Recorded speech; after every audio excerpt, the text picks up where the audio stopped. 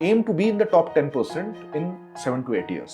कुछ लोग एक साल में लाखों करोड़ों कमा लेते हैं, बट दोज आर एक्सेप्शंस। वही है ना कि I want to be known well, not well known. तो मेरा ये नहीं था कि 100 करोड़ 200 करोड़ की कंपनी बनानी है। तो वहां पे फोन आ गया, तो तब मैं थोड़ा सा डर गया। मैंने कहा अरे यार, ये तो पैसे दे रहे हैं। ये हैं Abhijit Mukherjee, founder of guidingtech.com। Guiding tech जो है वो वेबसाइट भी था और इंग्लिश यूट्यूब चैनल भी था। जीटी हिंदी में जो फेस हैं आशीष मुंद्रा जी, तो मतलब वो कब आपके साथ जुड़े हैं? वो बहुत पहले से, वो तो अच्छा। आई थिंक 2011-12 से, जब he was my first hire. अच्छा। तो I was a solo founder and you know I did it for 10 years. तो 10 सालों तक अपने मीडिया बिजनेस को रन करने के बाद उसे एक अमेरिकन कंपनी को इन्होंने बेच दिया। मेरे पास ऑफर आया था, अच्छा। मतलब मैं बेचने के लिए नहीं गया था। तो आपका जो डील साइज है वो अनडिस्क्लोज्ड है डील साइज अनडिस्क्लोज्ड है। लेकिन फिर भी आई थिंक करोड़ों में तो होगा ही। मेन थिंग इज कि how profitable is the business. अभी अगर मैं बोल दूं कि मैंने इतने में बेचा है, तो चल जाएगा तुम्हारा वीडियो तुरंत। The journeys are different for different Yeah, people, so you have to focus on the action. ठीक है, क्योंकि एक्शंस ब्रिंग रिजल्ट्स। तो आप कंटेंट की दुनिया, कंटेंट को भी ऐसे ही ट्रीट करो that it's like you know getting an education, then you are getting a job, then slowly you will move up the ladder. ठीक है, so have that long term horizon in mind, that is very important. नमस्ते दोस्तों, स्वागत है आपका एक नए video में। एंड आज हमारे साथ हैं अभिजीत मुखर्जी, जो एक काफ़ी पॉपुलर ब्लॉगर हैं। इनका एक ब्लॉग हुआ करता था guidingtech.com के नाम से, जिसे इन्होंने एक अमेरिकन फर्म को बेच दिया है। तो आज इनसे हम बात करेंगे ब्लॉगिंग के बारे में एंड जो भी ऑनलाइन चीज़ें हम करते हैं सोशल मीडिया में किस तरह ग्रो हो सकते हैं। इसके अलावा इन्होंने किस तरह से अपना media company, media business establish किया एंड और भी काफ़ी कुछ हम चर्चा करेंगे। तो सर, स्वागत है आपका मेरे वीडियो में। Thank you Hemant. So sir, आपका जो वेबसाइट था guidingtech.com, तो उसमें आपने कब मतलब उसके बारे में सोचा एंड किस तरह ये शुरू हुआ? सो गाइडिंग टेक स्टार्ट हुआ 2010 में। तो 2010 में मैंने वेबसाइट स्टार्ट करी, फिर 2015 में मैंने यूट्यूब चैनल्स भी स्टार्ट करे। तो आई थिंक आपके ऑडियंस को शायद गाइडिंग टेक ना पता हो, लेकिन जीटी हिंदी सबको पता है। मुझे भी वहीं से थोड़ा आइडिया आया है। जी। तो जीटी हिंदी जो है वो यूट्यूब की दुनिया में, टेक यूट्यूब की दुनिया में काफी बड़ा हुआ उस समय। और गाइडिंग टेक जो है वो वेबसाइट भी था और इंग्लिश यूट्यूब चैनल भी था। तो जो जीटी ब्रांड था उसके अंदर कई सारे कंटेंट ब्रांड्स हम लोगों ने स्टार्ट करे। तो 2010 में शुरुआत हुई और उसके बाद मैंने इसे 10 साल चलाया और 2020 में मैंने वो सारा बेच दिया। तो मैं दर्शकों को बताना चाहता हूँ कि मैं ब्लॉगर अभी नहीं हूँ। हाँ। मुझे मीडिया कंपनी बेचे हुए अभी 4 साल हो गए। तो 10 साल किया मैंने ये। एंड आपका एक स्टार्टिंग, जैसे मैं आपके लिंक्डइन वगैरह में पढ़ रहा था एंड आपने अपनी स्टोरी भी कवर किया है। तो आपने अपनी जर्नी कॉल सेंटर से शुरू की थी, है ना? उसके बाद आपको सबीर भाटिया जो हॉटमेल के फाउंडर हैं, उनका एक न्यूज़पेपर इंटरव्यू में ब्लॉग के बारे में आपको उनसे पता चली। तो आपने एक पर्सनल वेबसाइट बनाया था सबसे पहले, जीत ब्लॉग के नाम से। तो आपने फिर पर्सनल ब्लॉग से मतलब उसको प्रोफेशनल किस तरह ले गए एंड आपका क्या उस समय मोटिव था? हाँ, तो अच्छी रिसर्च करी है तुमने। तो सबीर भाटिया का जो हॉटमेल, सबीर भाटिया बेसिकली उन्होंने ना हॉटमेल स्टार्ट किया था, जो माइक्रोसॉफ्ट ने एक्वायर कर लिया। करेक्ट। और Hotmail was the first email service provider, जैसे जीमेल है और याहू मेल है। तो हॉटमेल जो है वो पहला था। और मैंने एक न्यूज़पेपर क्लिपिंग में उनके बारे में पढ़ा था काफी पहले, इनफैक्ट जब मैं स्कूल में हुआ करता था 2001 में। और तभी मैंने ये सोच लिया था कि मैं इंटरनेट पे कुछ एक्सप्लोर करूंगा। तो उस समय ब्लॉग ही करना ये मेरे दिमाग में नहीं था। अच्छा। उस समय तो इंडिया में जस्ट इंटरनेट आया ही था, साइबर कैफेज हुआ करते थे, अगर आपको याद है। और नहीं, मुझे उतना आया नहीं। हाँ, तुम तो छोटे हो मुझसे काफी। हाँ, इनफैक्ट काफी यंग तुम्हारी ऑडियंस भी होगी, तो मैं उनको थोड़ा सा ये बता दूं, इंटरेस्टिंग इन्फॉर्मेशन है कि उस समय ना इंडिया में साइबर कैफेज हुआ करते थे और 20-20, 50-50 रुपए घंटे के हिसाब से वो लोग लेते थे। और जस्ट इंटरनेट तभी आया था इंडिया में। तो मैं एक समय पे ना अपनी सारी पॉकेट मनी उसी पे खर्चा कर देता था। मैं कुछ नहीं करता था, मैं बस कैफे में बैठा रहता था और वहीं पे मैं दुनिया भर की चीजें बटोरने की कोशिश करता था, नॉलेज, ज्ञान। तो वही मुझे पता चला फिर कि ब्लॉगिंग भी कुछ होता है, ब्लॉग भी होता है। तो ऑस्ट्रेलिया के एक प्रोफेशनल ब्लॉगर थे, डैरन राउस, problogger.com, वो वेबसाइट चलाते हैं। अभी पता नहीं चलाते, अभी भी है। अच्छा। तो फिर मैं जब मैंने उनका ब्लॉग पढ़ा तो वो एक्चुअली बताते थे कि ब्लॉगिंग से कैसे पैसा कमाया जाए और कैसे आप इंटरनेट पे पैसा कमाएं। तो इस तरह से फिर मैं उनके बारे में पढ़ने लगा। फिर उसके बाद मैंने कॉल सेंटर ज्वाइन कर लिया, क्योंकि भाई IIT में हुआ नहीं मेरा, जेई में 2 साल मैंने तैयारी करी, मेरा हुआ नहीं। फिर और मैंने बेवकूफ़ी ये करी कि मैंने बहुत सारे अलग अलग एग्जाम्स दिए नहीं इंजीनियरिंग के, तो फिर मैंने कहा चलो यार नौकरी करते हैं। और उस समय कॉल सेंटर्स का काफ़ी इंडिया में हुआ था, तो वो मैंने कॉल सेंटर आपने कहाँ ज्वाइन किया था? कॉल सेंटर मैंने स्टार्ट किया था वी कस्टमर करके एक कंपनी थी। अच्छा। उसके बाद मैंने विप्रो ज्वाइन किया और फिर फाइनली मैंने डेल ज्वाइन किया। ये दिल्ली में या फिर ये सब दिल्ली एनसीआर में ही, अच्छा। हाँ दिल्ली में ही। फिर डेल में मैं रेजोल्यूशन एक्सपर्ट बना, फिर क्वालिटी एनालिस्ट बना। कॉल सेंटर में मैंने करते करते, लेकिन मेरा रिसर्च जारी था। अच्छा। तो जब भी मुझे समय मिलता था मैं अपना जो है वीकेंड पे या शाम को मैं इंटरनेट एक्सप्लोर करता रहता था, क्योंकि उस समय फोन देखिए स्मार्टफोन कहाँ था। हाँ, नोकिया का वो आपका जो है ईंटा वाला फोन था, है कि नहीं। तो आपको कैफे ही जाना पड़ता था, लैपटॉप के पैसे। लैपटॉप उस समय जो है काफी एक लग्जरी आइटम था, राइट। तो फिर अगेन कैफेज जाता था, जहाँ पे समय मिल जाए, ऑफिस में अगर थोड़ा बहुत मौका मिल जाए, समय मिल जाए। तो फिर इस तरह से मैंने रिसर्च करी और मैंने जो पर्सनल ब्लॉग आपने बोला, jeetblog.com, वो मैंने स्टार्ट किया अप्रैल 2008। अच्छा, एक इम्पोर्टेंट बात मैं बताना चाहूंगा कि जो भी ये सुन रहा है वो कुछ अपना करना चाहे, चाहे वो ब्लॉग हो, यूट्यूब हो, कुछ भी हो, तो मेन थिंग इज कि आपको ये समझना है कि पैसा कमाने का जो मेन तरीका है वो किसके थ्रू है। जैसे आप यूट्यूब चैनल चलाते हो, ब्लॉग कोई चलाता है, ऑडियंस चाहिए, राइट। अगर ऑडियंस नहीं है तो आप कुछ भी कर लो, कुछ पैसा नहीं आएगा, ठीक है। तो वो ऑडियंस कैसे लानी है वो मैंने पहले सीखा। अच्छा। तो उस समय जो सोशल मीडिया की दुनिया थी वो काफी अलग थी। आपने एक जिक्र किया था डिग नाम का एक वेबसाइट हुआ करता था। तो डिग सबसे बड़ा हुआ करता था। जैसे मान लो आज रेडिट है, तो उस समय डिग था, और स्टम्बल अपॉन भी एक और वेबसाइट थी।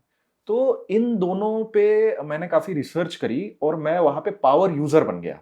और डिग पे पावर यूजर का मतलब ये होता था कि आपने कोई भी आर्टिकल सबमिट कर दिया, वो फ्रंट पेज पे पहुंच जाता था। लाइक अभी जो प्रोडक्ट हंट है जहां पर, तो वो उस तरह का कंटेंट, अगर आप कोई आर्टिकल उसमें आप बूस्ट कर सकते थे। करेक्ट। और अगर आप पावर यूजर बन गए तो आपको बस सबमिट करना है, वो सीधा पहुंच जाएगा फ्रंट पेज पे। और डिग के फ्रंट पेज पे पहुंचने का मतलब है एक साथ 1 लाख लोग आ जाएंगे आपकी साइट पे, रियल टाइम इतना ट्रैफिक आता था। तो जब मैंने ये सब सीख लिया तो मुझे अंदाजा हो गया कि ऑडियंस कैसे लानी है। उसके बाद ही मैंने नौकरी छोड़ी और उसके बाद ही मैंने फिर जीत ब्लॉग स्टार्ट किया। टेक ब्लॉग ही था, क्योंकि मुझे उस समय टेक ही आता था। मैं एज अ डेल में भी मैं एज अ रेजोल्यूशन एक्सपर्ट था। लोगों की टेक प्रॉब्लम्स ही मैं सॉल्व करता था उस समय, अमेरिकन्स की, तो कॉल सेंटर में। तो फिर उस तरह से मैंने स्टार्ट किया जीत ब्लॉग 2008 में। तो आपने आपका जो फर्स्ट आर्टिकल था जीत ब्लॉग में वो काफी वायरल चला गया था शायद, एंड उसके चलते क्रैश कर गया था सर्वर। जी। तो मेरा फर्स्ट आर्टिकल था, अभी भी मुझे याद है, I think 11 Firefox keyboard shortcuts for productivity. उस समय आप ये सोचो गूगल क्रोम भी नहीं था, ब्राउजर में मेनली इंटरनेट एक्सप्लोरर था और फायरफॉक्स था। तो जो थोड़े टेक सेवी होते थे वो फायरफॉक्स यूज करते थे। तो फायरफॉक्स के कीबोर्ड शॉर्टकट्स के ऊपर मैंने लिखा था, मैंने डिग में उसे डाला, वो अपना फ्रंट पेज पे पहुंच गया। और मैंने हालांकि बहुत महंगा यूएस से सर्वर लिया था। पहले से मैं तैयार बैठा था कि ट्रैफिक आएगा तो मैं उसको जो है संभाल लूंगा। लेकिन जो होना था वही हुआ, वो अपना क्रैश हो गया पूरा। और उसके बाद मैं बड़ा हैरान, मैं फिर यूएस, उस समय मैं फोन लगा रहा हूँ, इतना महंगा होता था, लेकिन मैं उनको फोन लगा रहा हूँ कि ये कैसे हो गया आप बताइए, वो भी नहीं समझ पा रहे। तो उस समय मेरी हेल्प करी अमित अग्रवाल लैबनॉल, डिजिटल इंस्पिरेशन। वो भारत के सबसे पहले प्रोफेशनल ब्लॉगर थे।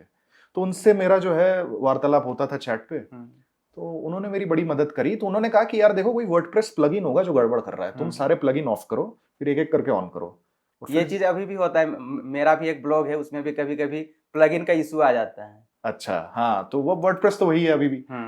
तो फिर जब मैंने वो किया तो उसके बाद मुझे पता चला कि देयर वाज अ रोक plugin which was causing it, और वो फिर मेरा साइट ऑनलाइन आया।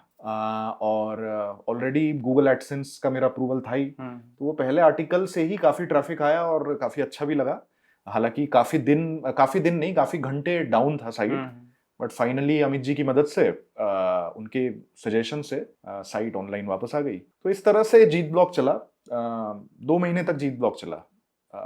बट उसके बाद क्या होता है ना कि एकदम से थोड़ा बहुत पैसा आना और रेगुलर आने में फर्क है। सही बात है। तो उसके बाद फिर मैंने फ्रीलांस राइटिंग स्टार्ट करी। एंड फिर आपने गाइडिंग टेक उसके बाद शुरू किया? नहीं, गाइडिंग टेक थोड़ा टाइम लगा, क्योंकि ये 2008 की बात है ना, अप्रैल 2008। तो अप्रैल 2008 में मैंने नौकरी छोड़ी, मैंने जीत ब्लॉग स्टार्ट किया, ठीक है, मैंने रेगुलर लिखने लगा। बट उससे मैंने देखा कि जितनी मेरी सैलरी थी उतना मुझे पैसा आ नहीं रहा था और घर पे मेरे डिपेंडेंट्स भी थे। तो फिर then I started freelance writing for other blogs and websites around the world. आप शायद मेक यूज ऑफ में भी मेक लिखते यूज हैं। ऑफ के लिए लिखा मैंने। इनफैक्ट जो डैरन राउस है जो प्रो ब्लॉगर, वहां पे मेरा गेस्ट पोस्ट भी गया। अच्छा। वो भी मेरे लिए काफी बड़ा दिन था कि जिस ब्लॉग को इतने सालों से देख के मैंने स्टार्ट किया वहां पे मेरा गेस्ट पोस्ट आया। तो लेकिन क्या हुआ कि ऑब्वियसली ये जीत ब्लॉग तो मैं चला रहा था बट उससे अर्निंग नहीं हो रही थी। So then I started freelance writing. उसके बाद मैंने और भी कुछ चीजें करी। मैंने एफिलिएट मार्केटिंग करी, मैंने प्रोडक्ट्स बना के बेचे, कई सारी चीजें मैंने इधर उधर हाथ पैर मारे 2 साल तक। तो उससे मेरी रनिंग इनकम जो है चल रही थी। लेकिन मेरे दिमाग में हमेशा था कि मुझे एक एसेट बनाना है। जब मैं एसेट बोल रहा हूँ, डिजिटल एसेट, ठीक है। और फिर मैंने डिसाइड किया 2010 में कि you know now that I have some cushion, मेरे पास कुछ पैसे जमा हो गए थे, तो फिर मैंने गाइडिंग टेक स्टार्ट किया क्योंकि मुझे ये पता था कि this is a long term game. मुझे ये पता था कि इस काम से, और सच मानिए तो कंटेंट का कोई भी काम हो, आप यूट्यूब चैनल चलाते हो, आपको खुद भी पता होगा, कंटेंट के कोई भी काम में आपको लॉन्ग टर्म ही सोचना है। आप ये अगर सोचोगे ना कि मैं आज बना दूं यूट्यूब चैनल और 6 महीने में मेरे पास पैसा आने लगेगा, वैसा होगा नहीं। हो सकता है एक आध कोई वीडियो चल गया, जैसे मेरा पहला आर्टिकल चल गया था, पैसे आ गए, लेकिन वो रेगुलर होना मुश्किल है। तो उसके लिए ना एक कंटेंट बैंक तैयार करना होता है लॉन्ग टर्म। आप करते रहोगे, वो बैंक तैयार हो जाएगा, फिर एकदम से जब ट्रैफिक आने लगेगा तो फिर वो सारे पुराने आर्टिकल्स या पुराने वीडियोस पे भी आएगा। तो फिर then I had this in mind and I was clear कि अब यही करना है अगले कुछ साल। तो तब मैंने 2010 जनवरी में guidingtech.com गाइडिंग टेक स्टार्ट किया। तो उस समय काफी सारे टेक ब्लॉग्स थे, है ना, काफी सारे न्यूज कवर करते थे टेक्नोलॉजी से रिलेटेड। एंड आपने शुरुआत से ही हाउ टू या फिर जो इशूज होते हैं उनके रिलेटेड आपने आर्टिकल्स लिखा। तो ये मतलब आपने क्यों कैसे डिफरेंशिएट किया कि मुझे न्यूज कवर नहीं करना है, मुझे एवरग्रीन टेक कंटेंट बनाना है? Very good question.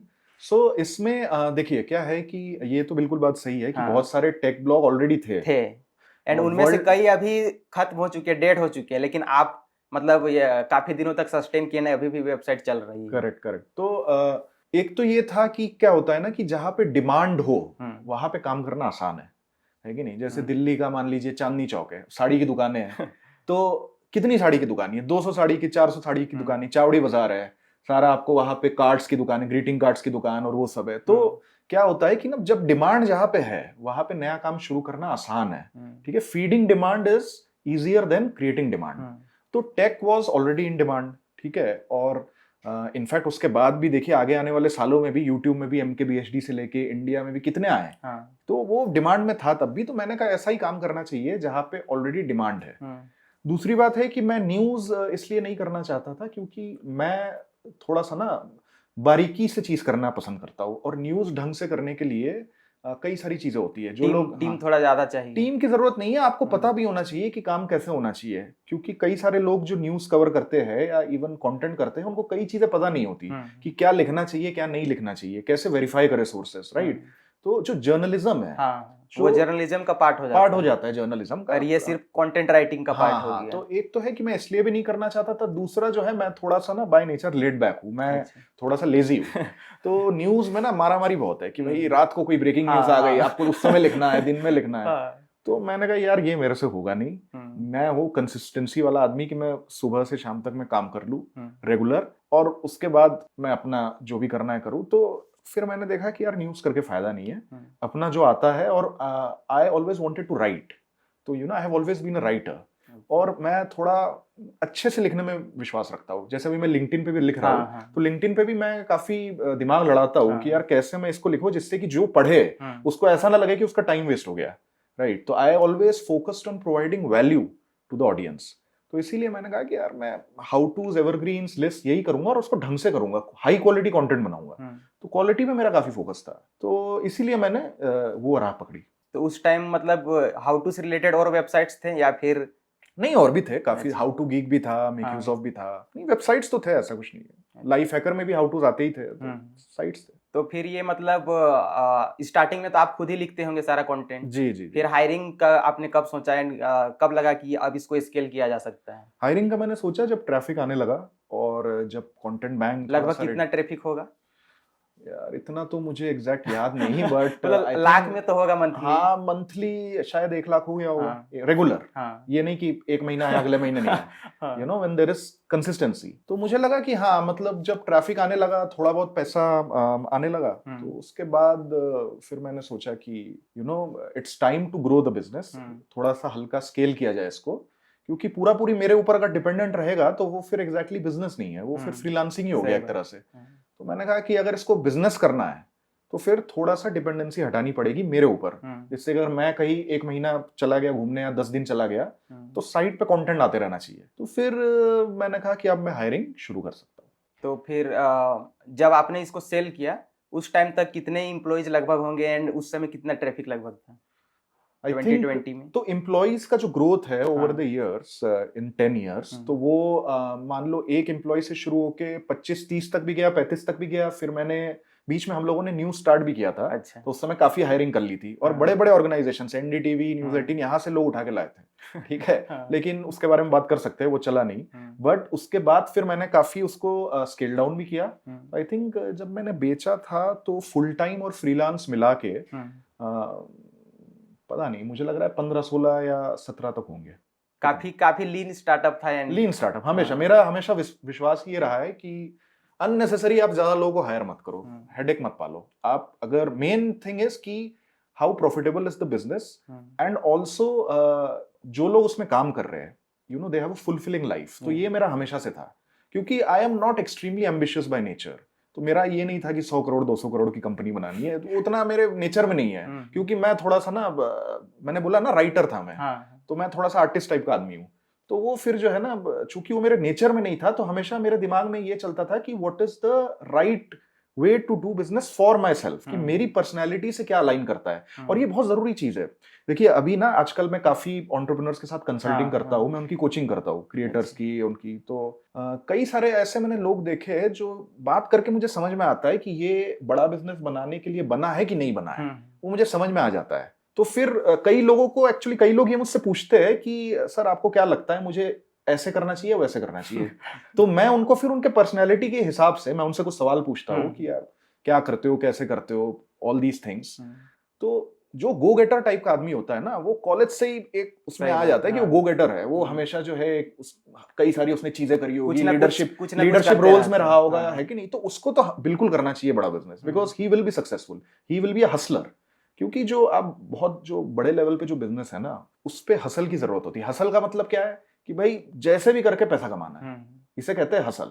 तो उसमें आप कुछ सोच नहीं रहे हो, दिन को दिन नहीं मान रहे, रात को रात नहीं। उसके अलावा कई आप कॉम्प्रोमाइजेस भी कर रहे हो, है कि नहीं भाई। भारत जैसे देश में आपको अगर बड़ा बिजनेस बनाना है तो कॉम्प्रोमाइजेस करने ही पड़ेंगे।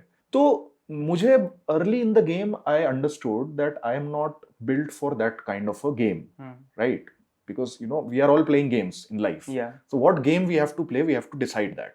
So when I understood that, then I decided कि यार अब जो ये बिजनेस है वो कैसे करना है। अब थैंकफुली इंटरनेट की जो दुनिया है, अगर इंटरनेट के पहले ये संभव उतना नहीं था। ज्यादा से ज्यादा आप एक परचून की दुकान आपने खोल ली, बस वो है। उसमें भी दिक्कतें आती है, केमिस्ट की अपनी दुकान खोल ली। लेकिन इंटरनेट में you got access to the world's market. चीजें डेमोक्रेटिक हो गई, the content creation was democratized, right?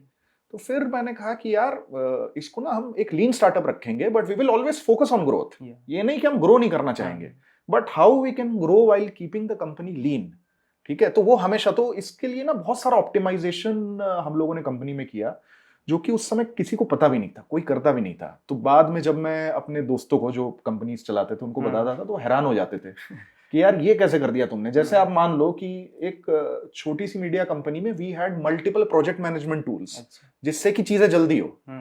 अब जैसे मान लीजिए आप YouTube चैनल चलाते हो, आप तो मेरे ख्याल से खुद ही चला रहे हो, एडिट भी खुद कर रहे हो, एवरीथिंग खुद कर रहे हो। तो हम लोग चूंकि 2-3 YouTube चैनल थे, शॉर्ट कंटेंट, लॉन्ग कंटेंट सब बनाते थे। कभी ब्रांड का कंटेंट, काफी क्वालिटी कंटेंट होता था, प्रोडक्शन क्वालिटी काफी हाई रहता है। जी। तो हम लोग जो है उसमें कई सारे एडिटर्स थे, सुपरवाइजर्स थे, सब थे, कंटेंट डायरेक्टर्स थे। तो हम लोगों ने ऐसा वर्कफ्लो बना लिया था कि सबको हर समय पता है कि क्या करना है और कैसे करना है, क्या करना है। यहाँ तक कि स्क्रिप्टिंग भी हो जाती थी, फिर शॉर्ट फाइनलाइजेशन भी सब प्रोजेक्ट मैनेजमेंट टूल पे हो जाता था। तो जब एक्चुअल शूट हो रहा है और जब एक्चुअल एडिट हो रहा है, वो उसमें टाइम बहुत कम लगता था। उसमें 10 बार बैक एंड फोर्थ नहीं होता था कि अच्छा ये ऐसे करूँ वो ऐसे करूँ। एडिटर को पता है क्या करना है, इसको पता है क्या करना है, तो एवरीथिंग वाज ऑप्टिमाइज्ड। तो ये बहुत जरूरी था मेरे लिए, because I wanted to have a lean startup. नहीं तो क्या होता, मेरे को 2 लोग और हायर करने पड़ते कि यार देखो ये एक बंदे से काम तो हो नहीं रहा, ये तुम इसकी हेल्प कर दो, ऐसे कर दो, वैसे कर दो। सो what we did was that we used tech to the fullest in our operations. तो जो प्रोडक्टिविटी है वो हमने ऑपरेशंस में भी काफी इंप्लीमेंट करा। सो इन सब चीजों से क्या हुआ, फायदा काफी हुआ, that we were able to maintain a lean team and yet we were able to grow quite a bit. मतलब quite a bit, I think guiding tech एक समय पे इंडिया का सबसे बड़ा टेक वेबसाइट भी था, और जीटी हिंदी भी was one of the top Indian tech channels था। तो I think that's how we were able to do it. तो 2020 में लगभग मंथली ट्रैफिक कितना होगा? 2020 में 5 to 6 मिलियन पर मंथ। हाँ। एंड मतलब ये एक सवाल हो सकता है कि आप इतने दिनों से चला रहे थे, 10 सालों तक आपने बूट स्ट्रैप किया, कोई फंडिंग नहीं लिया, तो अब इसे क्यों सेल कर दिया? मतलब इसको और चला सकते थे और ग्रो कर सकते थे। हाँ, तो यार इसके 2-3 रीजन है। एक तो उस समय कोविड आया, ठीक है, और दूसरा ये था कि मेरे पास ऑफर आया था। अच्छा। मतलब मैं बेचने के लिए नहीं गया था। इनबाउंड आया था। इनफैक्ट फरवरी में 2020 के फरवरी में मेरे पास इनबाउंड आया था। तब मैंने उतना ध्यान नहीं दिया, मैंने कहा कि नहीं छोड़ो, अभी बेचना नहीं है। लेकिन फिर उसके बाद जब कोविड आया तो थिंग्स बिकेम वेरी अनसर्टन कि आगे क्या होगा किसी को पता नहीं, and the team went entirely remote, office में हम लोग नहीं जा पाते थे। तो फिर उसके बाद the buyer reconnected with us. तो फिर मैंने सोचा कि यार इसके बारे में थोड़ा सोचते हैं कि ये अगर होगा तो कैसे होगा, क्या होगा। फिर जब मुझे ना बायर से बात कर करके समझ में आया कि he is a genuine buyer, कि उसको भी जो है साइट को आगे ही बढ़ाना है। क्योंकि क्या होता है ना, एक्विजिशन, कई तरह के एक्विजिशन होते हैं। कई लोग क्या करते हैं कि इमीडिएट खरीद के सबको निकाल देते हैं, या तो एक होता है कंपटीटर को है उसको दबाना है, उसको खरीद के अपना बंद कर दिया। ये भी होता है। लेकिन मुझे धीरे धीरे बायर से बात करके समझ में आया कि he is a genuine person, और वो भी साइट को और आगे बढ़ाना चाहता है, और उसके पास काफी पैसा भी था। मतलब मेरे से, क्योंकि that was a funded company in the US, and they wanted to create a portfolio of sites. तो मैंने देखा कि यार ठीक है, मैंने 10 साल किया, अब इसको अगर अगले मुकाम पे पहुंचाना है तो शायद I am not the right person to do it. ठीक है, क्योंकि मैं 10 साल में यहां तक ले आया, अब ये एक ऐसा ब्रांड बन चुका है। दूसरा बड़ा ये रीजन ये भी था कि अब जो है पूरा बिजनेस मेरे बिना चल रहा था। I as a CEO had made myself redundant. मतलब सेल्स भी जो है, बड़ी बड़ी सेल्स भी जो है, मेरा जो मेन टीम का बंदा है आशीष, जो मेरा राइट हैंड, हाँ वो राइट हैंड मैन था मेरा, का वो फेस है, यूट्यूब के भी फेस थे वो। हाँ, तो he used to also close deals, he used to talk to PR agencies, brands, everyone. तो I had actually made myself redundant. तो मैंने कहा कि क्यों ना इसको एक और स्ट्रेटेजिक बायर को ही दिया जाए जो इसको और बढ़ाए। तो ओवरऑल आई थिंक ये जब मैंने देखा कि सेल बहुत अच्छी होगी, देखो खाली पैसे की बात नहीं है, मेन है कि इतने सारे लोग जो मेरे साथ इतने सालों से काम कर रहे हैं, उनकी जिंदगी में क्या असर पड़ेगा, कि क्या वो सारे फायर हो जाएंगे या कुछ हो जाएगा। तो मुझे मोटा मोटा समझ में आया कि ये किसी को फायर नहीं करेंगे और उल्टा सबके पैसे बढ़ेंगे। तो जब ओनरशिप चेंज हो जाएगा, ठीक है, तो then I think that was the big reason, and then I went ahead with it. और वही हुआ। इनफैक्ट मैं चेक करता रहता था कि भाई क्या चल रहा है, क्या चल रहा है। तो अभी तो रिसेंटली मैंने नहीं किया है, बट 2022-23 तक तो बहुत ही अच्छा ही चला था सबके लिए। जो लोगों ने छोड़ा वो अपनी मर्जी से, कई लोग छोड़ के गए, बट अदरवाइज जो लोग टिक के रहे उनके लिए कुछ बुरा नहीं हुआ। They were happy with the progress. तो I think overall it happened well. So the company which acquired the website, it's called Padre Media, I think. Padre Media, but I think now they have changed the brand. They have renamed to Guiding Tech Media, and they have so many websites in their portfolio. So why do you think like कि आपका website का नाम वो as a holding company की तरह use कर रहे हैं? मतलब पोर्टफोलियो में हो सकता है कि आपका वेबसाइट सबसे बड़ा हो। हाँ, बड़ा, हमारी ब्रांड वैल्यू काफी है मेरे ख्याल से। तो गाइडिंग टेक की जो ब्रांड वैल्यू है GT, so I think that is huge. May be that's why they took the decision. अब मेरी उनसे तो इस बारे में बात नहीं हुई क्योंकि they own the IP now, intellectual property के वो ओनर्स है, तो I am not in touch with them. But हाँ, मुझे लग रहा है कि मे बी ब्रांड वैल्यू देख के उन्होंने रीनेम किया। सो जो एक्विजिशन हुआ उसमें यूट्यूब चैनल्स भी इंक्लूडेड थे? सब कुछ included, GT Hindi, everything. They also wanted me to continue as the CEO. उन्होंने मुझे ये भी बोला था कि आप जितनी सैलरी अभी कंपनी से निकाल रहे हो, आप अपना लेते रहो और आप ही इसको चलाओ, कोई दिक्कत नहीं है हमको। लेकिन मतलब मैक्सिमम स्टार्टअप्स यही करते हैं, अगर एक्वायर हो जाते हैं तो कुछ दिन तक हाँ, तो मैं ट्रांजिशन के लिए 2-3 महीना था। लेकिन उन्होंने कहा था कि नहीं, आप ट्रांजिशन नहीं, आप as a full time employee आप कंटिन्यू करो। लेकिन मैंने कहा कि यार मैंने भी ना 10 साल किया and 10 years as a solo founder. So that is tough, right? तो I was a solo founder and I did it for 10 years. मैंने कहा कि चलो ठीक है, it has been a good run, अब कुछ और किया जाएगा, थोड़ा ब्रेक भी लेना था मुझे। तो दैट्स व्हाई आई डिसाइडेड कि नहीं, मैं हेल्प कर दूंगा ट्रांजिशन में, लेकिन उसके बाद मैं कंटिन्यू नहीं करूंगा। That's how it was. तो आपका जो डील साइज है वो अनडिस्क्लोज्ड है डील साइज अनडिस्क्लोज्ड है लेकिन फिर भी आई थिंक करोड़ों में तो होगा ही। आप कह सकते हो, बट हाँ एनडीए भी है। और देखो एक्चुअली क्या होता है ना कि पैसे की बात करना तो आसान है, आजकल काफी लोग कर भी रहे हैं। यूट्यूब में बहुत सारा, मैं यूट्यूब इतना कमाता में, हूं, इंस्टाग्राम में, हर जगह। लेकिन एक तो ये भी है कि कई सारे लोग जो है झूठ भी बोलते हैं काफी। क्योंकि मुझे पता है, मैं इस इंडस्ट्री में बहुत पहले से हूँ, बहुत लोगों को जानता हूँ, यूट्यूबर्स को भी, इंस्टाग्रामर्स को भी, ब्लॉगर्स को भी। तो लोगों को लगता है कि बढ़ा चढ़ा के बोलेंगे तो अपना ऑडियंस ज्यादा आ जाएगी, अरे भाई ये इतना कमा रहा है। हाँ लेकिन हर चीज सच नहीं होती। दूसरी बात ये है कि ऑडियंस को भी समझना है कि आप जो है नंबर्स पे ध्यान मत दो, आप जर्नी पे ध्यान दो। क्योंकि आपकी जर्नी हो सकता है थोड़ा अलग हो, आप देखो कि आप क्या सीख सकते हो, and then you decide for yourself. वो ज्यादा जरूरी है कि आप एक्शंस पे ध्यान दो, ठीक है? क्योंकि एक्शंस ब्रिंग रिजल्ट्स। खाली रिजल्ट पे ध्यान देके क्या फायदा है, राइट?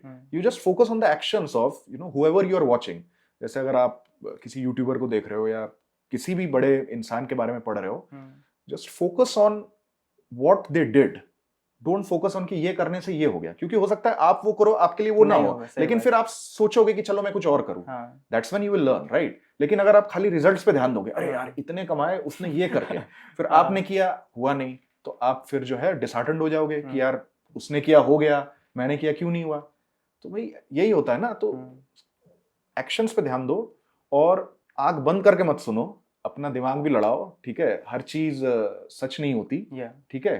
कुछ झूठ भी लोग बोलते हैं। अब क्या किया जाए, ये एक तरह से जो है, चूंकि लोग भी आते हैं पैसे की बात सुन के।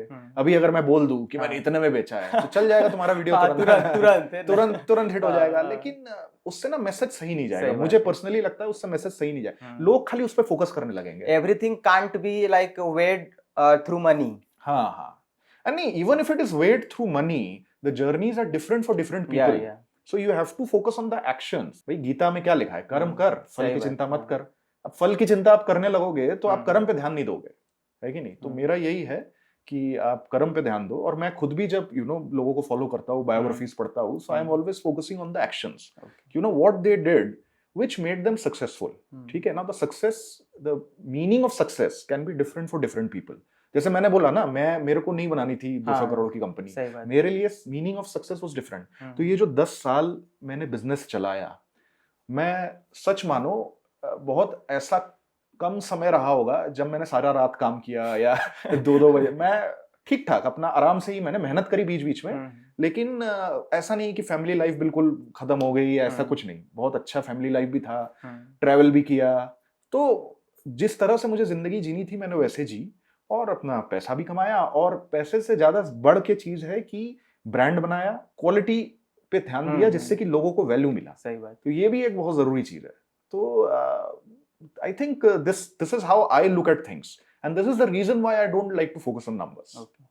सो मतलब मैं नंबर पर और एक बार बात करना चाहूंगा। रेवेन्यू, मतलब मंथली रेवेन्यू हाईएस्ट आपका कितना तक टच किया होगा? It was in crores। Okay। हाँ, मतलब बोथ वेबसाइट एंड यूट्यूब वगैरह ओवरऑल मैं कह रहा हूँ, ओवरऑल। हाँ। तो अगर मान के चलिए आज के समय में किसी के वेबसाइट में 5 मिलियन ट्रैफिक आ रहा है मंथ का, है ना, तो वो कितना लगभग अर्न कर सकता है? बहुत मुश्किल है मेरे लिए बताना है, because I have been a little out of touch. अभी सीपीएम रेट्स क्या है मुझे नहीं पता। नहीं, फिर भी लाइक आपका जो एक्सपीरियंस रहा मेरा, क्योंकि देखो मेरा ना गाइडिंग टेक पे यूएस से ट्रैफिक काफी था। तो यूएस पे सीपीएम का रेट उस समय काफी हाई था। अभी भी हाई ही है। अभी भी हो सकता है और हाई हो। उस समय उतना याद नहीं मुझे, लेकिन पता नहीं $3-4 तो आई थिंक था पर 1000 व्यूज का सीपीएम। या हो सकता है उससे कम ही हो, मे बी कभी $2। एक्चुअली डिपेंड करता है। जैसे अभी जो क्वार्टर आ रहा है, अक्टूबर से दिसंबर के क्वार्टर में सीपीएम सबसे हाई होता है, राइट? दिसंबर में, उसके बाद जनवरी से गिरने लगता है। तो आई थिंक ओवरऑल मुझे एग्जैक्ट याद नहीं है, बट चूंकि यूएस ट्रैफिक था, तो वेबसाइट पे हमारी अर्निंग्स काफी अच्छी थी। गाइडिंग टेक इंग्लिश चैनल पे भी, यूट्यूब चैनल पे अर्निंग अच्छी थी, खाली एडसेंस से। हिंदी पे क्या होता है सीपीएम पता ही है, बहुत लो है, बहुत लो। मुझे तो याद है हमारा उस समय शायद 30 पैसे सीपीएम था। अच्छा। 30 सेंट, 0.3। तो जीटी हिंदी पे, तो जीटी हिंदी पे शुरू में तो कुछ कमाई नहीं हुई, लेकिन बाद में ब्रांड्स आने लगे, तो ब्रांड कोलैबोरेशन से कमाई हुई। तो आई थिंक मतलब वी हैड डिफरेंट, देखो इसके अलावा भी कई सारे सोर्सेस थे रेवेन्यू के। अच्छा, आपके क्या क्या सोर्सेस थे, थोड़ा उसमें अगर बात करना चाहें? हाँ, तो एक तो मेन सोर्स हो गया जो प्रोग्रामेटिक एड्स। हाँ, प्रोग्रामेटिक एड मतलब जो ऑटोमेटिक हो गया, हाँ। जैसे बैनर एड्स हो गए, एडसेंस हो गया, तो दैट वाज अ सोर्स। इसके अलावा जो डायरेक्ट ब्रांड डील्स, तो डायरेक्ट ब्रांड डील्स वेबसाइट पे भी आती थी, हाँ। जैसे स्पॉन्सर्ड पोस्ट हो गया यूट्यूब पे स्पॉन्सर्ड, तो direct brand deals were the second thing. Third source of revenue was content licensing. अच्छा। तो हम लोगों ने एक समय पे Amazon इंडिया को कंटेंट लाइसेंस भी किया। तो Amazon इंडिया उस समय चाह रहा था, ये काफी पहले की बात है, आई थिंक 2015-16 की बात होगी या 16-17 की, कि जब Amazon चाह रहा था कि हमारे प्रोडक्ट के नीचे ना कंटेंट आए। उस समय मिनी टीवी और ये सब नहीं था, तो कंटेंट वो चाह रहे थे और उनको चाहिए था गुड एवरग्रीन कंटेंट। तो मतलब रिव्यू टाइप का, रिव्यू हो गया या हाउ टू गाइड, ये सब भी उनको चाहिए था। तो उन्होंने हमसे बोला कि यार तुम्हारे पास इतने आर्टिकल है, हमको ना 3-4 हजार आर्टिकल दे दो, लेकिन हमको इस तरीके से दो। अच्छा, तो इसीलिए अब मैं वापस आना चाहूंगा ऑप्टिमाइजेशन और टेक पे, कि हम लोगों ने ना अपने बैकएंड टेक पे बहुत इन्वेस्ट किया। सो पूरी दुनिया वर्डप्रेस पे थी, हम वर्डप्रेस पे नहीं थे। अच्छा। हाँ, हम we moved out of WordPress in 2015 only, I think. We were on Craft CMS. तो Craft CMS काफी जो है फ्लेक्सिबल है, you know, you can build it in your own way. ठीक है, मतलब आपका डिजाइन भी काफी अलग दिखता है, काफी मतलब अलग था। हाँ। पूरा मार्केट में एक अलग चल रहा है, एंड आपका काफी एक अलग है। अलग ही था, और हमने लोगो वगैरह पे भी, ब्रांडिंग पे भी बड़ा खर्चा किया था। लोगो काफी, मतलब मुझे काफी अच्छा लगता था, उसका जो एनिमेशन आता था यूट्यूब में, वो काफी अच्छा लगता था। वो सब हम लोगों ने कस्टम बनाया था। जो एजेंसी थी जिसने लोगो और डिजाइन, लोगो बनाया था मेनली, और जो ब्रांड डिजाइन, जो ब्रांड एलिमेंट्स कैसे होंगे और पूरा जो है एक ब्रांडिंग डॉक्यूमेंट बनाया था, उस एजेंसी ने AIB का भी उस समय लोगो वगैरह बनाया था, और भी बड़ी बड़ी कंपनियों का बनाया था। तो मैंने बहुत खर्चा किया डिजाइन और लोगो और इन सब पे, मैंने बहुत खर्चा किया था उस समय। तो मेरे काफी सारे जो है कॉलीग्स और दोस्त बोलते थे कि यार पागल हो गया है कि ये क्या कर रहा है कि भाई तुम तो यूटिलिटेरियन कंटेंट बना रहे हो, तुम बना रहे हो हाउ टू। अब जैसे देखो गाइडिंग टेक पे हाउ टूज और लिस्ट है। अब ये कोई नेटफ्लिक्स तो है नहीं कि आप वीकेंड पे बैठे आपने सोचा कि आज मैं 4 हाउ टू पढ़ूंगा, ऐसा तो होता नहीं। वो न्यूज वेबसाइट में होता है, न्यूज पे भी शायद होता है, उतना नहीं, बट मेन है कि आपको जब जरूरत पड़ी, आप कुछ कर रहे हो, अरे ये नहीं चला, आपने गूगल किया, गूगल पे आपने देखा गाइडिंग टेक आया, आप गए, आ गए, जो आया उसमें गए, और कई बार मान लो जीटी पे गए, कहीं पे भी गए। तो मेरे दोस्तों ने बोला कि यार तुम इस पे क्यों खर्चा कर रहे हो। तो इसके 2 रीजंस थे। एक तो अगर गूगल से कोई दोबारा आएगा, तो अगर वो एक स्पेसिफिक कलर स्कीम देखेगा, अच्छा डिजाइन देखेगा, तो उसके दिमाग में कुछ होगा कि यार शायद मैंने ये कहीं पहले पढ़ा है। फिर वो तीसरी बार आएगा, चौथी बार आएगा, चौथी बार में उसको याद आ जाएगा, फिर हो सकता है 5वीं बार वो सीधा guidingtech.com टाइप चलो और अंदर में जाके सर्च करेगा, या 2 लोगों से बात करे कि यार वो जीटी करके एक साइट है, उसमें देख लेना। एक तो ये रीजन था। दूसरा रीजन ये भी था क्योंकि ब्रांडिंग हमारी अक्रॉस द प्रॉपर्टीज इंप्लीमेंट हो रही थी, राइट। तो it was basically not just website, it was also on YouTube, right? अब देखो हम ब्रांड्स के साथ काम करते थे, और अच्छे अच्छे ब्रांड्स के साथ, एयरटेल, HP। तो जब वो देखेंगे प्रीमियम, तो उनको भी लगेगा कि यार हम इनको प्रीमियम पैसा दें। तो दिस वाज अनदर रीजन। और ये हुआ भी, जब गाइडिंग टेक का डिजाइन लॉन्च हुआ, और जब ये सब जो तुम कह रहे हो एनिमेशन वगैरह, तो जो पूरी जो है ना PR एजेंसीज हो गई या ब्रांडिंग कंपनीज हो गई, और जो ब्रांड्स है, उन लोगों ने बड़ा इसकी तारीफ भी करी, कहा कि यार ये तो जबरदस्त काम किया है। तो what it enabled us was that we were able to charge much more a premium for the same amount of traffic. For the same amount of traffic we would charge more, right? उससे बड़ा फायदा हुआ हमें। तो overall because we were able to pitch ourselves as a premium content destination, हम लोगों ने कहा कि भाई हम प्रीमियम माल बनाते हैं, ठीक है। अब डोसा जो है, डोसा आप ठेले में भी खा सकते हो, आप आके ताज में भी खा सकते हो। अब ताज में अगर आप डोसा खाओगे तो पैसे ज्यादा लगेंगे ही नहीं। तो हमने बोला कि भाई हो डोसा वो भी बेच रहा है, हम भी बेच रहे हैं, अब आप डिसाइड करो आपको ठेले पे जाके डोसा खाना है या ताज में आके खाना है, ठीक है। हम ताज है, हम उसमें बेच रहे हैं, दोनों सही है अपनी जगह, कोई दिक्कत नहीं है। लेकिन हमारे पिच ये है, हमारी पोजिशनिंग ये है। So we were able to position ourselves in a better way. इसमें ब्रांड्स को भी एक क्या बोलते हैं एज मिलता है कि they have partnered with some brands जो काफी अच्छा कर रहे हैं ना, जो प्रीमियम है। एंड तो आपने YouTube हिंदी जो चैनल है GT हिंदी, वो 2016 में शुरू किया। तो मतलब इंग्लिश से फिर हिंदी में आपने कैसे सोचा कि चलो हिंदी में अब हम कंटेंट बनाते हैं?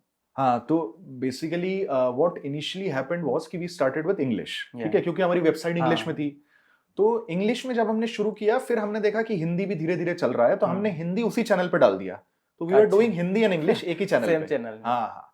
फिर बाद में मुझे समझ में आया कि इसको ना अलग अलग करना बेटर है, क्योंकि जो ऑडियंस इज डिफरेंट। ठीक है, तो देन वी डिसाइडेड, उस समय फिर लगा कि नहीं, इसको अलग करते हैं, जीटी हिंदी बनाते और गाइडिंग टेक इंग्लिश अलग बनाते। तो then you know that's how it happened. And GT Hindi में जो फेस हैं आशीष मुंद्रा जी, तो मतलब वो कब आपके साथ जुड़े हैं? वो बहुत पहले से, वो तो अच्छा। आई थिंक 2011-12 से, जब he was my first hire I think. अच्छा। हाँ, he was my first hire. उस समय मैं दिल्ली एनसीआर में था, अच्छा। वो बेंगलोर में था, वो उस समय नौकरी भी कर रहा था। तो he started as a freelance writer. अच्छा। फिर धीरे धीरे और वो लिखने लगा, फिर बीच में वो यूके भी गया पढ़ने, वहां से भी लिखता रहा। अच्छा। ठीक है, फिर फाइनली मैंने उसे बोला कि यार नौकरी छोड़ो, अब फुल टाइम आ जाओ। फिर फुल टाइम वो करने लगा। फिर यूट्यूब का पहला वीडियो उसने बेंगलोर में ही बनाया था। अच्छा। और यूट्यूब का पहला वीडियो हमारा बड़ा हिट भी हुआ था। जी, पहला नहीं, आई थिंक 10वां या 12वां होगा, बट वो मतलब काफी हिट हुआ पहला था। जो अच्छा से प्रोड्यूस हुआ है। हाँ, प्रोड्यूस वो काफी इनोवेटिव वीडियो था। हाँ। That was Jio versus Airtel versus Vodafone. अच्छा। जियो उस समय बड़ा लॉन्च हो रहा था, हाँ। जस्ट लॉन्च हुआ था, तो लोगों में बड़ी उत्सुकता थी कि यार जियो कैसा है। सो जियो वर्सेस एयरटेल वर्सेस वोडाफोन का बेंगलोर में अलग अलग जगह पे स्पीड टेस्ट किया था। तो आशीष नहीं बनाया था वो। और उसके बाद चूंकि दिल्ली एनसीआर में फिर मैंने एक बड़ा ऑफिस लिया, एंड देन आई डिसाइडेड कि I would want most of my team here, क्योंकि पहले पूरा रिमोट था। अच्छा। तो मैंने आशीष को बोला, आशीष की वाइफ नम्रता, वो भी उस समय नौकरी कर रही थी। अच्छा। उसने भी छोड़ दिया, दोनों आ गए। फिर बाद में मैंने नम्रता को भी हायर कर लिया as a writer and then as a manager overall. तो so he was with me for a very long time. तो इस तरह से, और उसकी भी जर्नी, फिर वो भी मेरे साथ, वो भी आगे बढ़ा। फिर आई थिंक सेल के बाद he was the main person, वो ही became the general manager of guiding tech. तो ओवरऑल सबकी ग्रोथ हुई। तो YouTube में मैंने एक चीज देखा है कि YouTube ज्यादातर वो फेस बेस्ड ज्यादातर चलता है। अगर फेस चेंज हो जाता है तो व्यूज वगैरह डाउन हो जाते हैं। मैंने अभी मतलब 2-3 दिन पहले आपका जीटी हिंदी वगैरह चेक किया था चैनल, तो अभी उसमें नए नए फेसेस हैं, बट व्यूज काफी कम हो गए हैं। जब आशीष जी वीडियो बनाते थे वो मतलब लाख में व्यूज आते थे, है ना? तो व्हाट डू यू थिंक कि वेबसाइट या जो ब्लॉग होता है एक एंड यूट्यूब होता है, इसमें क्या डिफरेंसेस मेजर हैं जो ग्रोथ को हैम्पर करते हैं?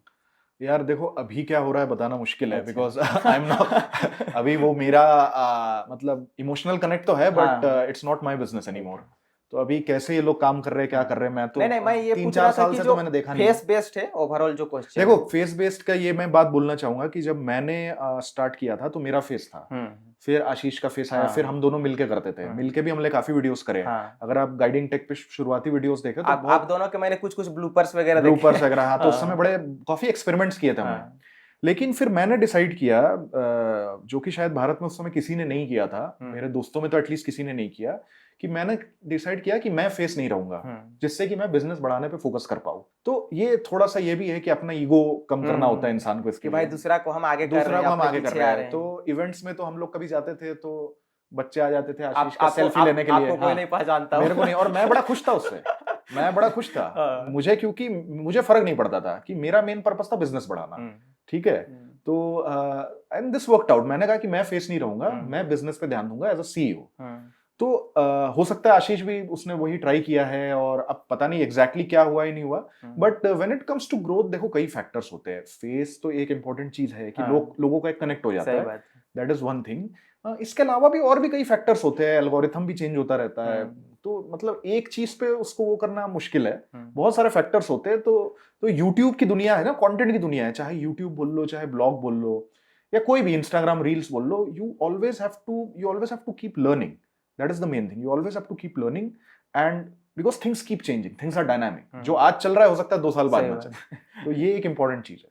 तो स्टार्टिंग जब आपने YouTube वगैरह किया था तो आप खुद एडिट करते होंगे, है ना?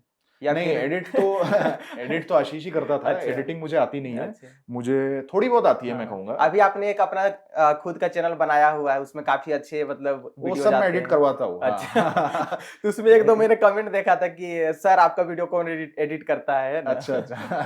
हाँ, तो अभी I am working with freelance editors. हाँ, तो उतना तो अभी वीडियो तो उतना भी बन नहीं रहा है, बनेगा दोबारा भी, मैं कोशिश करूंगा। अभी तो मैक्सिमम मैं लिख रहा हूँ, लिंक्डइन पे लिख रहा हूँ, इंस्टाग्राम पे थोड़ा बहुत वो कर रहा हूँ, रील्स बना रहा हूँ, बट उतना भी नहीं किया है शुरू। बट हाँ, अभी जो वीडियोस बने हैं वो सब प्रोफेशनली एडिटेड है, काफी अच्छे क्वालिटी में। हाँ, तो वो प्रोफेशनली एडिटेड है। अभी तो बहुत एडिटिंग की दुनिया में भी काफी कुछ चेंज हो गया है।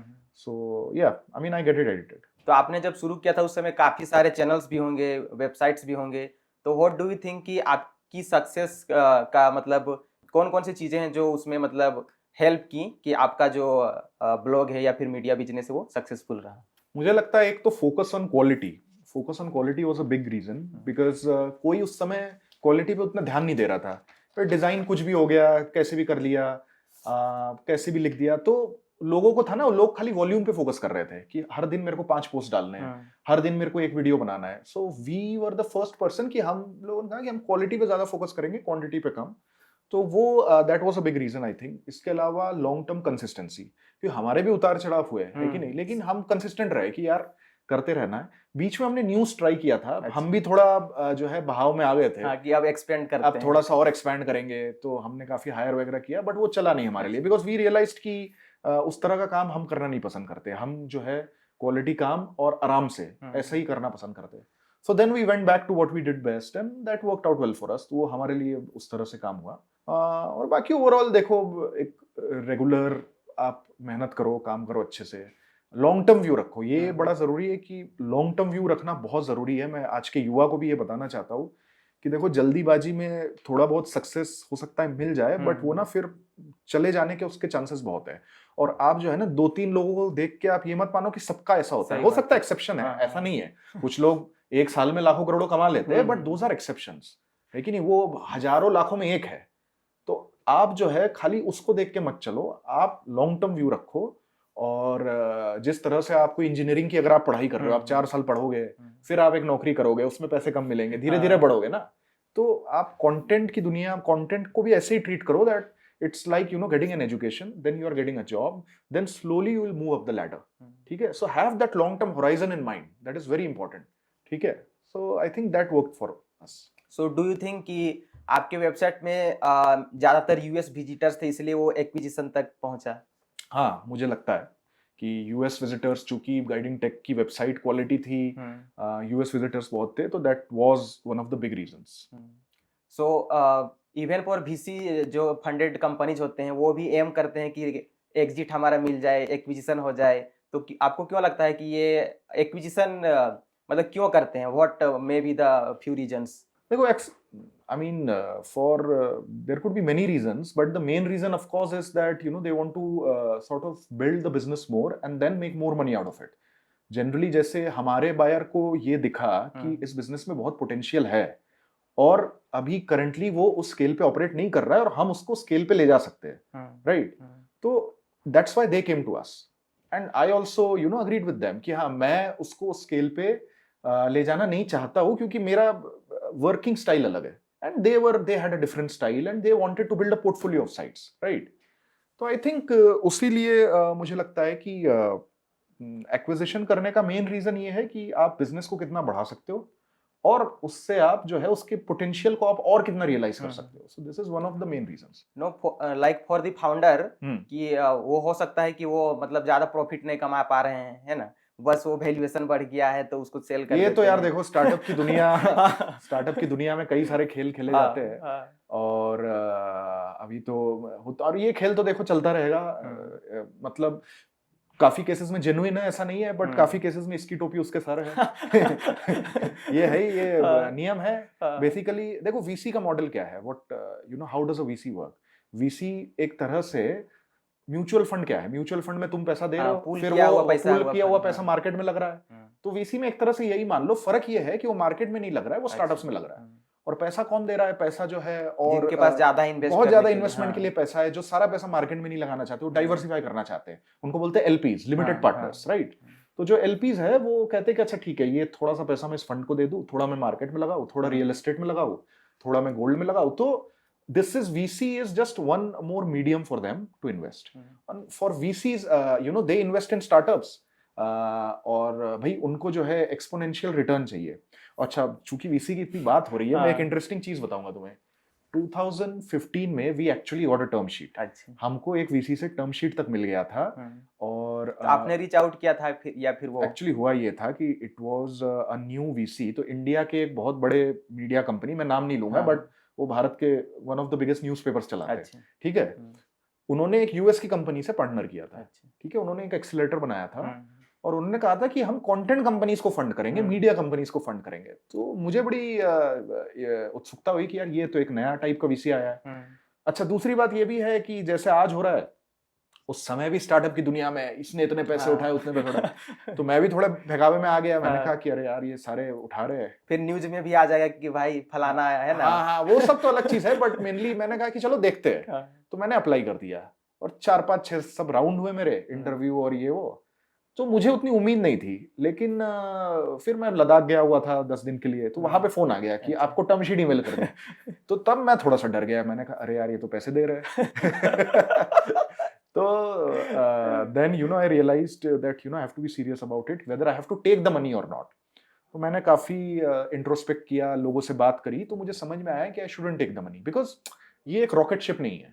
क्यों, अगर मैं पैसे ले लूं और मैं उस लेवल पे उसको स्केल ना कर पाऊं, है कि नहीं, तो वो वीसीस के लिए भी अच्छा नहीं होगा ना भाई, उनके भी तो पैसे डूबेंगे ही। और मतलब देखो, वीसी का पैसा वही उठाता है, उसी को उठाना चाहिए जिनके दिमाग में ये क्लैरिटी है कि हम एक रॉकेट शिप चलाएंगे, ठीक है, हम बिजनेस को एक्सपोनेंशियली ग्रो करने की कोशिश करेंगे। ग्रो हो ना वो बात की बात है, लेकिन आपके दिमाग में क्लैरिटी होनी चाहिए कि दैट इज द गोल, है कि नहीं। तो मुझे लगा, और दूसरी बात ये भी है कि content business is human resource dependent. Content business में टेक की तरह नहीं है, हालांकि अब तो खैर काफी टेक आ गया है, उस समय नहीं था इतना।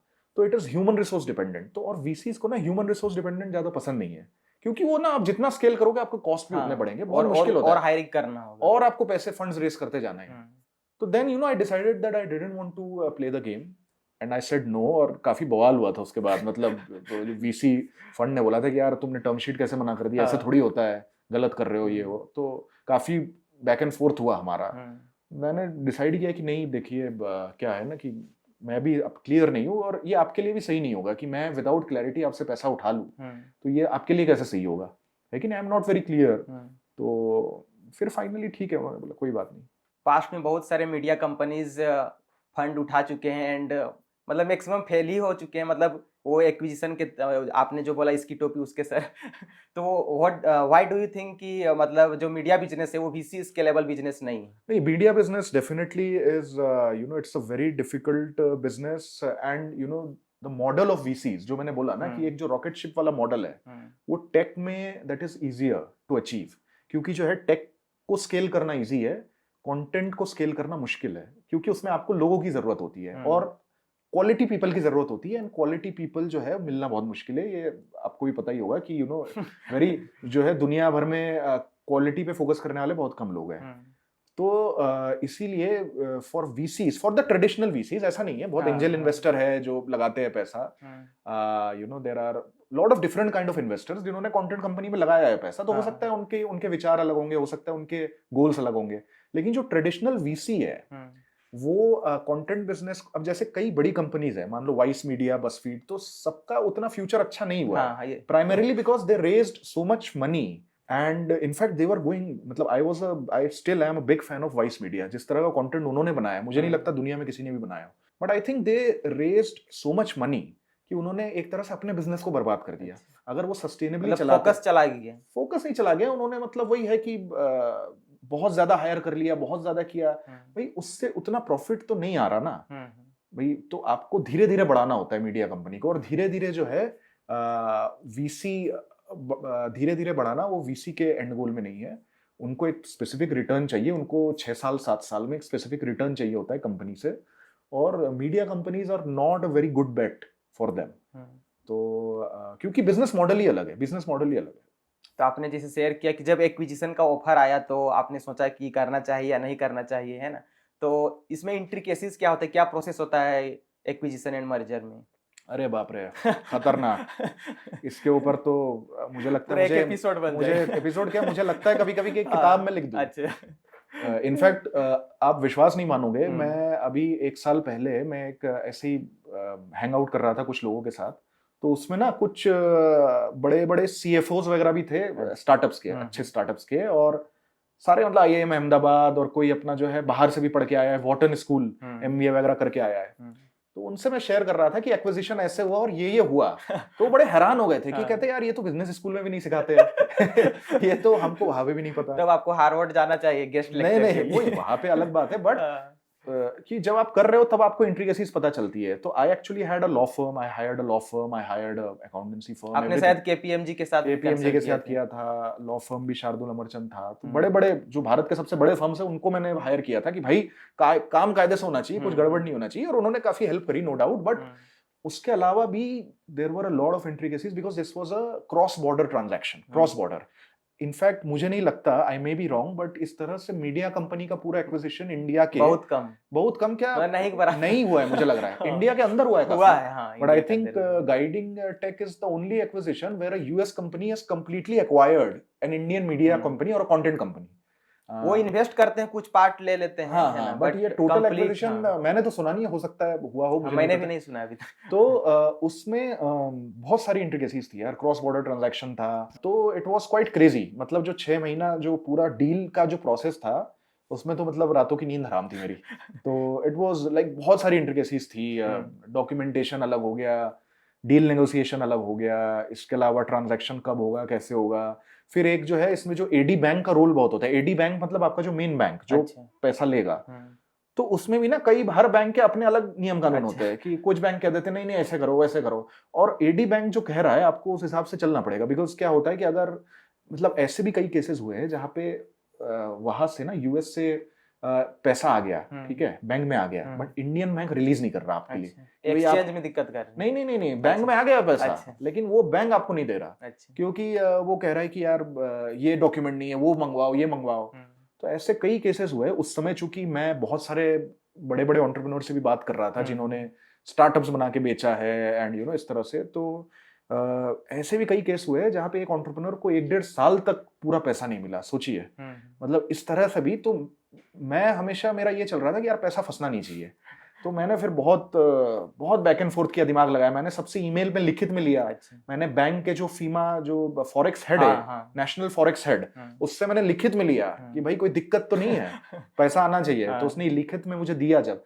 तो ऐसी कई सारी चीजें मैंने करी जिससे कि ये मुझे मोटा मोटी ये हो गया कि यार प्रॉब्लम नहीं होगी, एंड फिर वैसे ही हुआ। एंड टैक्सेशन में क्या कुछ होता है इसमें?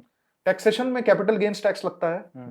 तो आप चूंकि अपना प्रॉपर्टी एक तरह से इंटेलेक्चुअल प्रॉपर्टी बेच रहे हो या जो भी बेच रहे हो, so there is capital gains tax. तो वो कितना लगभग होता है? Capital gains tax I think जो जैसा है, लॉन्ग टर्म शॉर्ट टर्म, जो ये तो उसमें मतलब वो लॉन्ग टर्म है। तो मतलब उसमें कोई डिफरेंस नहीं है। इट इज जस्ट लाइक आप अगर शेयर बेच रहे हो तो नहीं, लेकिन एक्चुअली हम लोगों ने स्लम सेल किया था। तो उसमें स्लम सेल क्या होता है? स्लम सेल होता है कि आप पूरे बिजनेस के उसको ना प्रोडक्ट को एक साथ बना के आप बेच दो एक पैकेज में। ठीक है, तो उसमें आई थिंक एग्जैक्ट मुझे याद नहीं है, लेकिन 20-25% तो टैक्स मैंने दिया था। कंपनी ने दिया था, मुझे जो याद आ रहा है।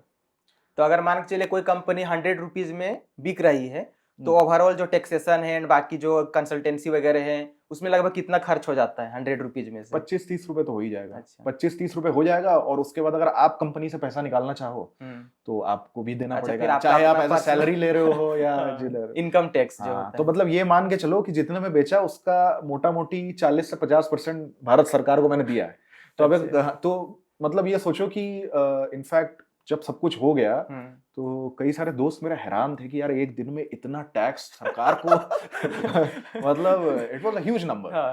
तो अब क्या किया, जो बड़े बड़े सेलिब्रिटीज देते हैं लगभग। नहीं, वो तो मुझे पता नहीं उतना बड़ा है, लेकिन भाई दिया मैंने। देखो अब यू नो फिर इसलिए कोई चैरिटी वाला आ जाता है कि अगर आप चैरिटी करो। मैंने कहा भाई मैं बहुत चैरिटी करके बैठा मुझे मत बोलो।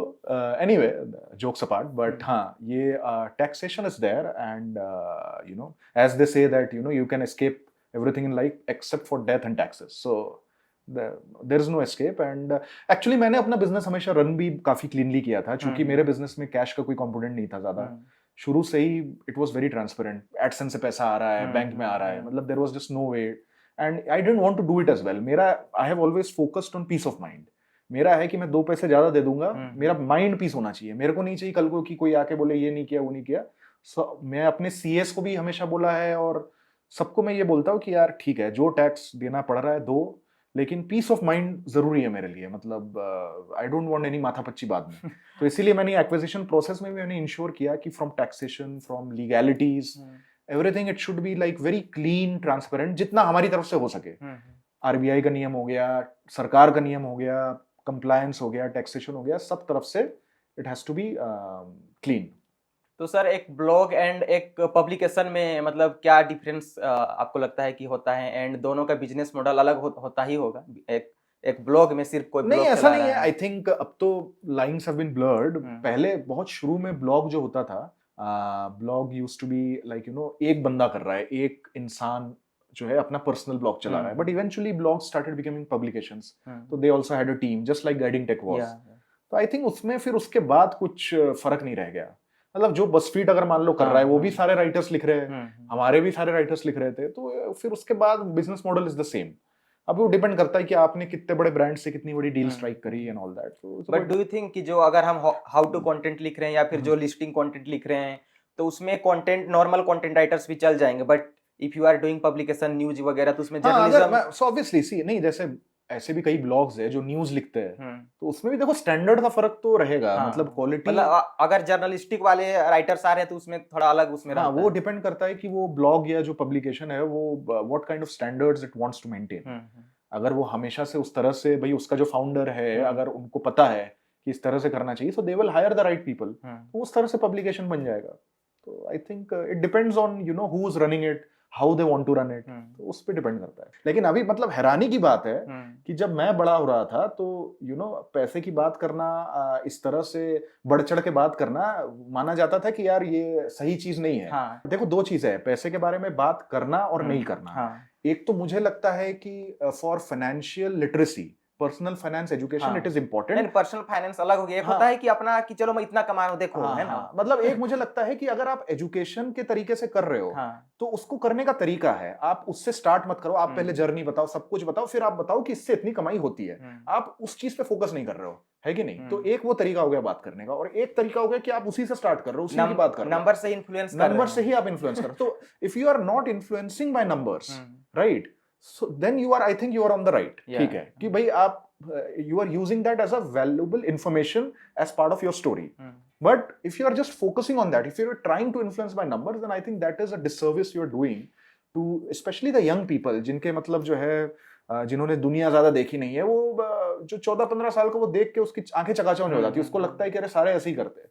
अगर सारे ऐसे ही कर रहे होते तो इंडिया में इतनी गरीबी थोड़ी होती है कि नहीं? मतलब इतना अगर आसान होता पैसा कमाना, तो सबको वही कर रहा सारे लोग कर रहे होते हैं। तो वो तो जब आदमी करने लगता है तब पता चलता है कि इतना आसान है नहीं, जो दिखता है उतना आसान है नहीं।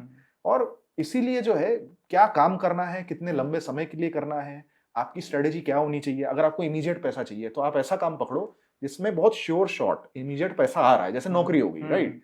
लेकिन अगर आपको कंटेंट करना है, एंटरप्रेन्योरशिप करना है, तो उसमें पैसा आने में समय लगता है, तो आपको कैलकुलेटेड रिस्क लेना है। तो that is the main thing.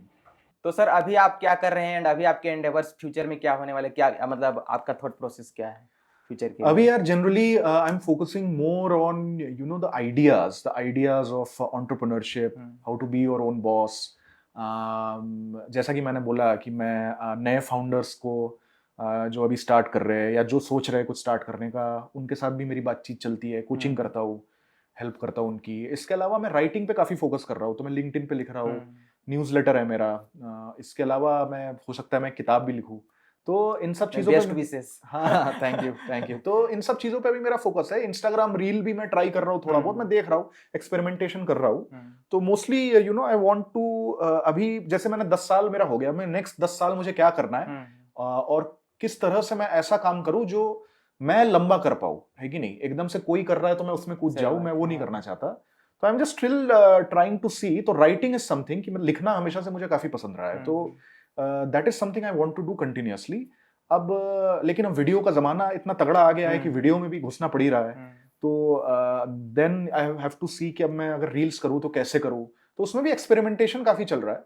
But let's see, content से मैं जुड़ा रहूंगा हमेशा, क्योंकि कंटेंट मैंने किया भी है, मेरी उसमें एक्सपर्टीज भी है, तो उससे मैं जुड़ा रहूंगा। और बाकी लिखना मैं लिखता रहूंगा। हो सकता है पब्लिक स्पीकिंग करूं, अभी उतना नहीं कर रहा मैं, बट प्रोफेशनली नहीं कर रहा, but maybe I will do it. बाकी कंसल्टिंग थोड़ा बहुत चलता रहता है, कंपनीज के लिए भी हल्का फुल्का कंसल्टिंग होता है, उतना ज्यादा नहीं बट थोड़ा बहुत चलता है। तो बस यही है। तो आपने एक ब्रांड बनाया, एक्सपीरियंस जो है उसका, तो ऐसा कभी आया कि चलो एक नया जीटी बनाते हैं, नया प्रॉपर्टी बनाते हैं? यार एक्चुअली क्या है कि मैंने चूंकि सोलो फाउंडर 10 साल करा है ना, तो अभी दोबारा मैं एक बिजनेस अकेले तो नहीं स्टार्ट करना चाह अच्छा। रहा, क्योंकि मैंने देखा है कि हम्म। 10 साल एक प्रॉपर कंपनी बनाना अकेले बहुत मुश्किल है।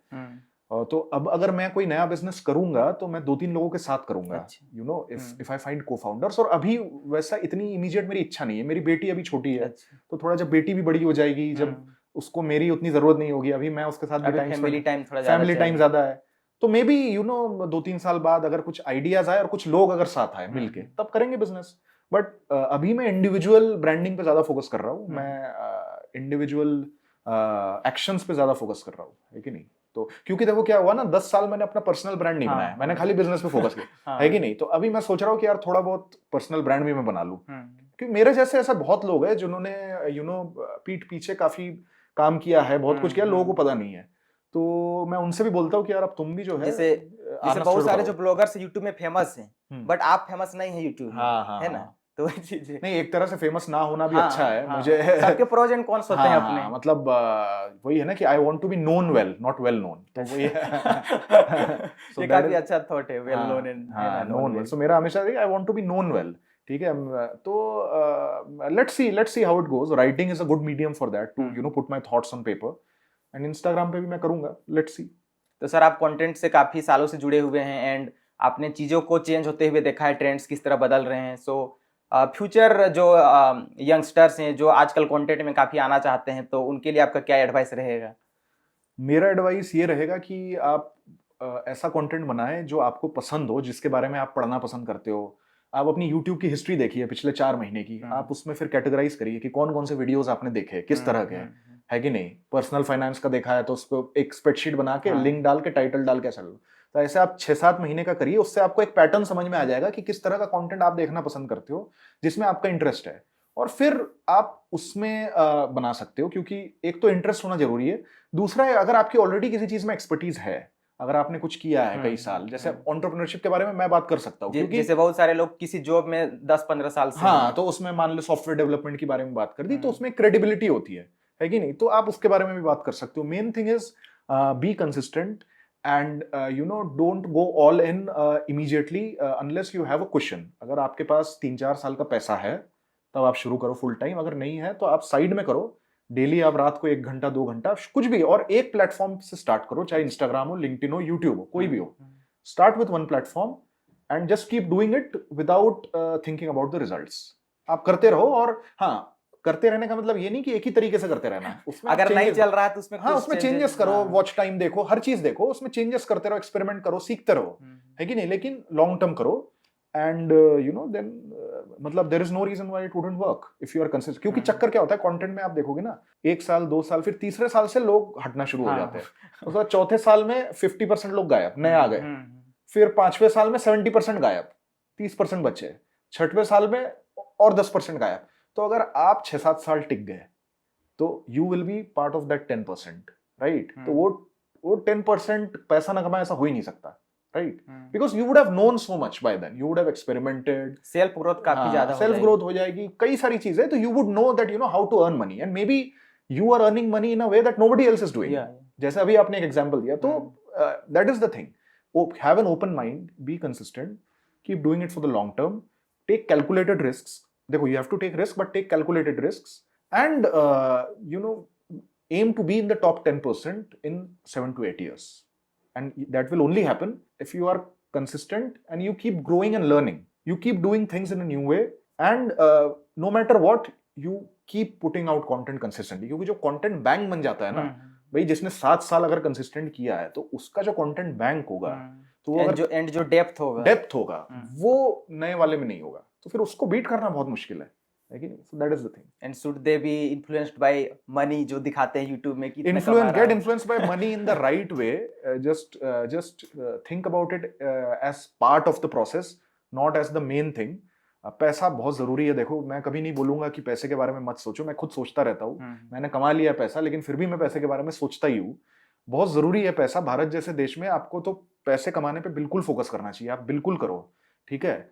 और इसीलिए मैंने बोला कि सबसे पहले अगर पैसे ज्यादा नहीं है तो पैसे कमाने के बारे में सोचो, उसमें दिमाग लड़ाओ, कोई दिक्कत नहीं है, लेकिन ये मत सोचो कि आसान है, ठीक है? वो मुश्किल हो सकता है, but think about it in the right way.